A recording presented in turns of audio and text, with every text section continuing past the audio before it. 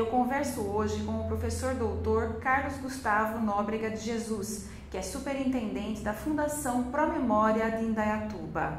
Bem-vindo, professor Gustavo. Obrigado, Miriam, obrigado pelo convite. É um prazer estar aqui podendo falar de Indaiatuba, da história da nossa região, é super importante e agradeço você pelo espaço, né? Porque nem todos os lugares a gente tem o espaço para falar de uma coisa tão importante que é a história da nossa cidade, da nossa região e do patrimônio histórico. Eu é que agradeço a sua presença aqui, é a primeira vez que eu estou entrevistando um professor doutor. Professor, então vamos falar de Indaiatuba, dessa questão assim, de Indaiatuba parece que há uns 30 anos acordou para essa questão histórico-cultural, né, do patrimônio, de cuidar da história, de cuidar dos bens histórico-culturais aí. Como é que foi esse movimento? No começo dos anos 80, teve um movimento muito forte em Indaiatuba para a preservação de hoje um bem que todo mundo que é indaiatubano conhece e gosta, que é o Casarão Pau Preto. Mas naquele momento, nos anos 80, ele correu um sério risco de ser demolido e a cidade se preparou para não deixá-lo cair. Então, a partir daí, dessa movimentação, Indaiatuba começou a ter um estalo da questão da preservação. E isso, juntamente no contexto da preservação do país, começou a fazer fervilhar a questão da importância da memória, da história, né? Nós ainda estávamos engateando na questão da preservação do patrimônio histórico em âmbito nacional. Mas a partir desse momento, Indaiatuba começou a pensar e acho que aí foi o estalo para todo o processo que depois veio fazer a criação da Fundação Pró-Memória, nos anos 90. E o casarão, especificamente, né? Por que ele foi tão importante que suscitou esse movimento aí? O casarão acho que tem uma dupla importância. Ele tem uma importância para a história da arquitetura, né? Que ele é feito uma série de técnicas, um mix de técnicas ali de taipa de pilão, taipa de mão e alvenaria inglesa. O que significa isso? Fases diferentes da economia do Brasil. Né? A taipa de pilão, a taipa de mão, a gente pode dizer que foi característica da época da economia do açúcar, né? E a alvenaria inglesa da época do café, porque veio com a ferrovia. Então, você olhando para a arquitetura do casarão, dá para você dar aula da história do Brasil a partir do seu ponto de vista econômico e arquitetônico. Fora isso, o casarão ele fez parte, foi sede das principais fazendas da cidade, a Fazenda Pau Preto, né? E foi ali o centro que começou, o centro histórico da cidade, né? O centro urbano da cidade. Então ele tem essa dupla importância, a importância histórica e a importância de pertença da cidade. Então todo mundo se identifica, quem é indaiatubano se identifica porque sabe que foi ali que começou o centro urbano de Indaiatuba. Então essa é a importância, mas isso foi despertado a partir de todos esses movimentos, a partir da Fundação Pró-Memória, não foi uma coisa que aconteceu de uma hora para outra. Desse movimento foi uma sementinha, né, para a fundação da Fundação Pró-Memória. Com certeza. Quais pessoas, né, estavam naquele movimento e depois foram responsáveis aí pela fundação? Quem capitaneou o primeiro movimento foi o jornalista que hoje ainda está lá em Indaiatuba, o Sérgio Esquilante, mas quem fez parte do movimento e depois veio a vir fundar a Fundação Pró-Memória foram 3 nomes, né? O Pena, né? Antônio da Cunha Pena, que é um fotógrafo, né? O seu Nilson Carvalho, né? Hoje falecido, que foi um dos principais pesquisadores da história de Indaiatuba, e o senhor Antônio Reginaldo Geis, que hoje é o presidente do Conselho Administrativo da Fundação Pró-Memória. Então essas pessoas fizeram parte dessa movimentação e depois nos anos 90 vieram a fundar a Fundação Pró-Memória. E eles, dois deles ainda estão aí, estão na ativa, né? Trabalham voluntariamente pela Fundação Pró-Memória, né? São pessoas das quais a gente tem que erguer o chapéu, porque lá nos anos 80 eles estavam à frente do seu tempo. Né? E graças a eles, hoje a gente tem em Indaiatuba alguns remanescentes, né, do século XIX, do século XVIII, né, os bens edificados, porque se não fosse isso tudo teria ido para o chão. O principal bem edificado em Indaiatuba hoje é o Casarão do Pau Preto. Sim, eu acho que é o que mais a população se identifica, mas temos muitos outros, temos fazendas muito bonitas. Hoje mesmo fui na fazenda Cachoeira do Jica, que é perto de Itaici ali, que mostra muito bem a época de 1860, ela está super preservada. Temos a estação de Itaici, que ela é importantíssima, porque foi a estação ituana, foi por onde escoava o café de Itu, Os cafeicultores fizeram essa estação para não ter que passar pela Sorocabana. Então eles fizeram essa estação e escoaram a principal produção cafeeira do país por ali, que é ali de Itaici para Jundiaí, de Jundiaí para Santos. Então temos tudo isso lá ainda, mas assim simbolicamente, para o indaiatubano o casarão é que tem um grande valor, mas temos muitos bens edificados lá importantes. E hoje o casarão abriga o museu, da cidade. Isso. Museu e algumas atividades culturais, né? Sim, sim. O museu, qual é o perfil do museu? O museu ele tem um perfil, a gente está reavaliando agora o museu, está tendo até um movimento juntamente com a comunidade, mas o museu, qual que é a cara do nosso museu? É a cara da cidade de Indaiatuba. Por quê? O nosso museu ele se constituiu a partir da doação. Então, todas as cidades, a maioria dos museus municipais, eles têm essa cara, que é a vontade da pessoa eternizar a sua história ou a sua contribuição para a cidade. Então, ele tem muitas coisas de pessoas comuns e pessoas famosas da cidade.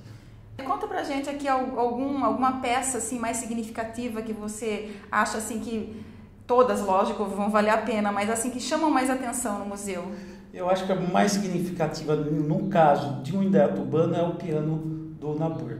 O Nabor foi um dos principais músicos do Brasil, foi um dos primeiros músicos profissionais do Brasil. Ele é reconhecido até internacionalmente, indaiatubano. Inclusive fez o hino de Indaiatuba, né? Inclusive fez o hino de Indaiatuba e foi um grande... O piano dele está lá no museu. Está lá no museu. Então, assim, eu acho que isso... Mas fora isso, nós temos uma coleção do Mestre Vitalino, que é conhecido no Brasil inteiro, que acho que no Brasil essa coleção só quem tem somos nós. Então, também é muito reconhecida. Fora isso, temos máquinas de escrever de todas as épocas, máquina fotográfica, um acervo totalmente eclético, mas que retrata principalmente o cotidiano da cidade de Indaiatuba, do dia a dia da cidade de Indaiatuba, do final do século XIX até o final do século XX. Falando no Nabor, vocês têm um prêmio, com o nome dele, Indaiatuba. Eu queria que você falasse sobre o prêmio. Qual a importância do prêmio Nabor hoje? O prêmio Nabor hoje é reconhecido nacionalmente. Ele é um dos principais e únicos prêmios instrumentais que nós temos no país. E ele já está chegando esse ano na 14ª edição. E o maior indício de que ele é reconhecido no Brasil inteiro é o número de músicos e a qualidade de músicos que nós temos aqui do Brasil inteiro. Vem músico do Rio Grande do Sul ao Nordeste participar do prêmio. Nós temos os jurados que são os principais músicos ligados ao chorinho, que é o gênero musical do qual faz parte o prêmio. Então ele hoje você tem assim, uma divisória. Se você é o músico que passa de chorinho, que passa antes ou depois do prêmio Nabor. Todas as pessoas, os ganhadores do prêmio Nabor, geralmente a gente tem como regra o ganhador do prêmio anterior tocar no outro. A gente não está conseguindo mais trazer, porque daí quando a gente vai falar com o cara, já está famoso. Já está na Europa. Então, está na Europa, está nos Estados Unidos, a gente não consegue trazê-lo mais. O Hércules, o rapaz que ganhou, hoje ele é reconhecido internacionalmente. Então... Quantos músicos você estima que passam pelo prêmio por ano? Por ano, músicos... A gente tem uma média de inscrição, que depois a gente faz uma triagem, de 60 grupos, vamos dizer assim. Cada grupo, mais ou menos, tem com 2 instrumentistas, tem outros com 5, mas a gente tem uma base de 60 inscrições. 60 então, grupos?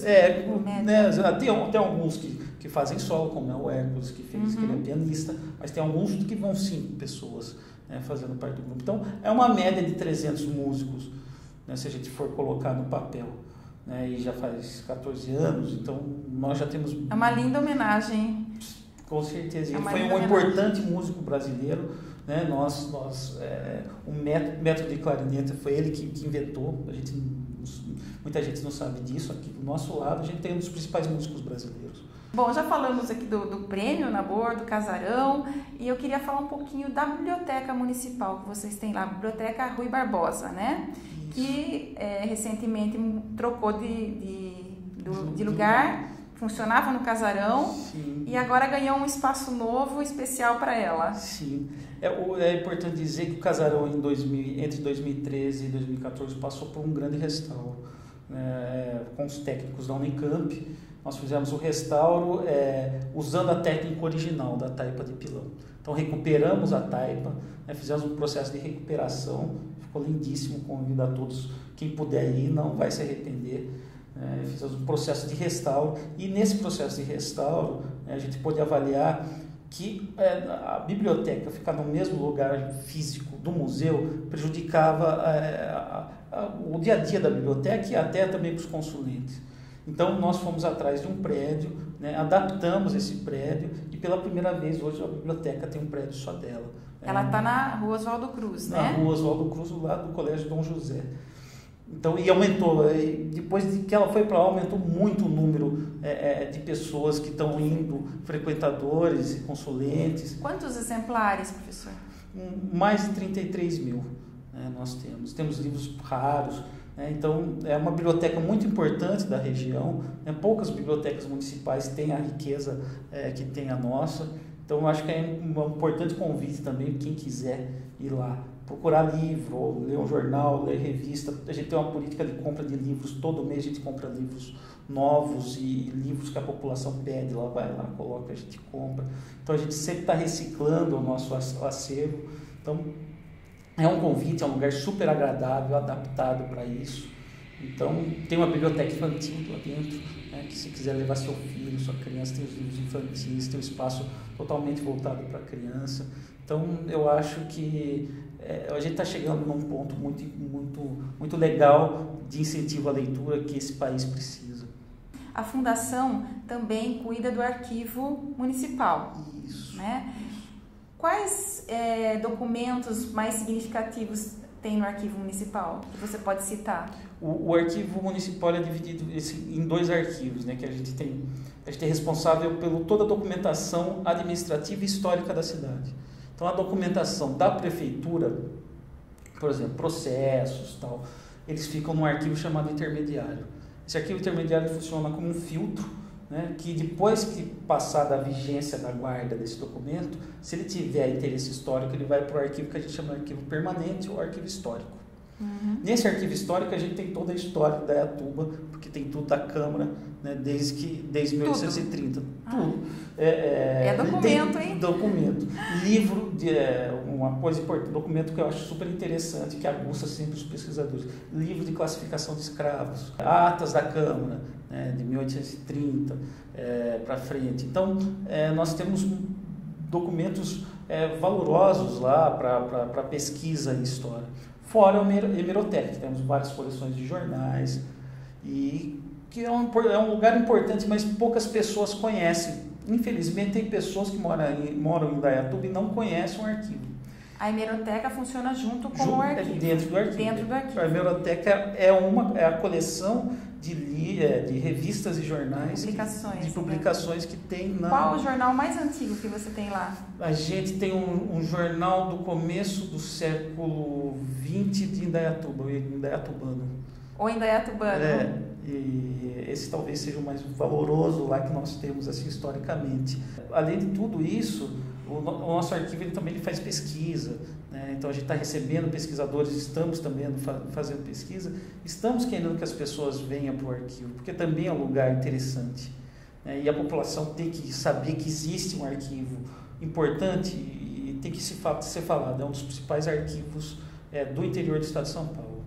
Eu não sei se todos sabem, né? Eu estou falando isso para todo mundo. O Arquivo do Estado de São Paulo, que é responsável por todos os arquivos e por toda a informação do Estado, ele faz uma ajuda aos municípios.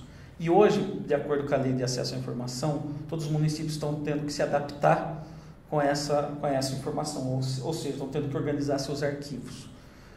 Então, os municípios estão procurando o Arquivo do Estado para saber como fazer isso. O Arquivo do Estado manda eles virem aqui em Indaiatuba para ver como que é o modelo ideal de arquivo. Então nós já recebemos baús. Vocês são o arquivo modelo. O arquivo então. modelo. Então isso nos deixa muito felizes. Parabéns. Né? Porque a gente começou, essas pessoas, os fundadores, o seu Geis, o Pena, o seu Nilson, eles foram ver como funcionava o arquivo de Rio Claro para implantar aqui.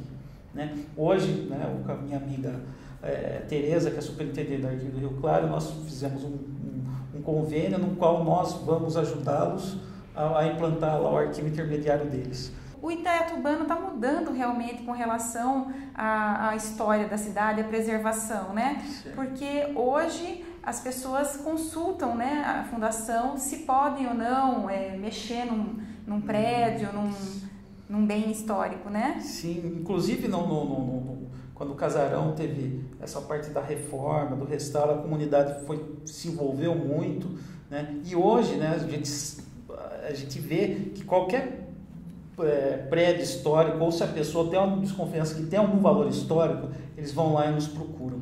Isso para a gente já é um grande resultado do trabalho que a gente fez por meio da educação, de ações educativas, né? Não somente de restauros, mas também por ações educativas. Nós temos um convênio com a Unicamp, na qual a gente dá cursos, né, que chamam Oficinas do Patrimônio, com professores da Unicamp, lá no Casarão, né, para que a gente trabalhe a conscientização da importância do patrimônio histórico.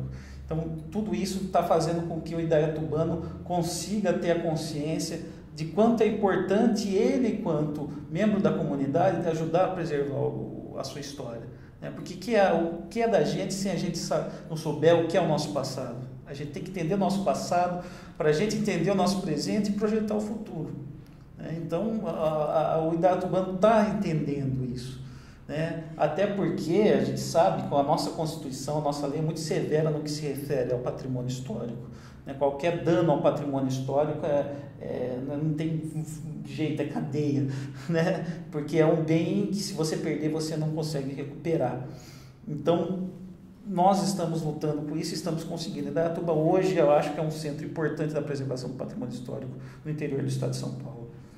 Agora, Gustavo, da onde vem tanta paixão pela história, assim, porque você graduou-se em História, fez mestrado em História, doutorado em História, da onde vem tanto gosto, assim, pela História? Você tem histórico na família, alguém na família que gostava de História, algum professor que te inspirou, como é que foi? Sim, eu acho que é uma questão aí meio genética, porque meu bisavô, Humberto Melo Nóbrega, morava no Rio de Janeiro, foi um grande historiador, ele foi um dos primeiros a estudar o Rio Tietê, tem um livro muito famoso dele, A História de um Rio, o Rio Tietê, né? Ele tem a parte da biblioteca da Casa Rui Barbosa, é a biblioteca dele, em homenagem a ele, lá no Rio de Janeiro, e a minha família toda, a parte materna do Rio de Janeiro, e eu acho que eu tenho isso dele, eu acabei me apropriando um pouco disso dele, desse gosto dele, né? Agora parte dos livros dele estão comigo, outra parte está na Casa Rui Barbosa, mas eu acho que tem um pouco disso. Mas também não tem como tirar o mérito dos meus professores. Né? Desde do ensino fundamental até o ensino médio, e também meus professores na universidade, eu sempre tive a sorte de ter ótimos professores de história. Né? Então, e eu só estudei em escola pública. Olha, os tempos mudam, né? A sorte foi de Indaiatuba. E pôde contar com o seu trabalho hoje na Fundação, um trabalho tão importante ali de preservação. Eu agradeço. Mas eu não trabalho sozinho. Né? Eu tenho uma ótima equipe, historiadores, a diretora do arquivo, a Thaís, a diretora do museu, a Denise, né? O Anderson, que trabalha lá me assessorando, e o pessoal do conselho que trabalha de forma voluntária. Dos conselhos, temos 3 conselhos, um conselho administrativo, um conselho consultivo e um conselho de preservação. Todos os membros trabalham voluntariamente, né, para o bem do patrimônio histórico da cidade. Então, para essas pessoas a gente tem que tirar o chapéu, porque eles abrem mão, né, de ficar com a sua família, abrem mão do seu trabalho para voluntariamente cuidar do patrimônio da cidade.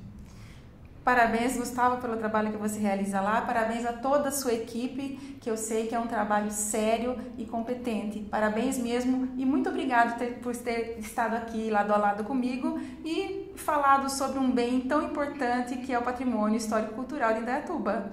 Miriam, eu que agradeço pelo espaço e convido a todos, para quem quiser ir no casarão, no arquivo, na biblioteca ou ir para Indaiatuba ver seus bens históricos, vão lá, podem ir lá me procurar, eu estarei lá esperando e de portas abertas para todos vocês. Obrigada, Gustavo, mais uma vez. Leve meu abraço a todo o pessoal da Fundação para a Memória de Indaiatuba. E obrigada a você que nos acompanhou por aqui. Se você gostou, curta, comente, dê um like, inscreva-se no nosso canal, curta e compartilhe pelo Facebook também. Se você quer me escrever, lado a lado com mirna@uol.com.br. Até o próximo!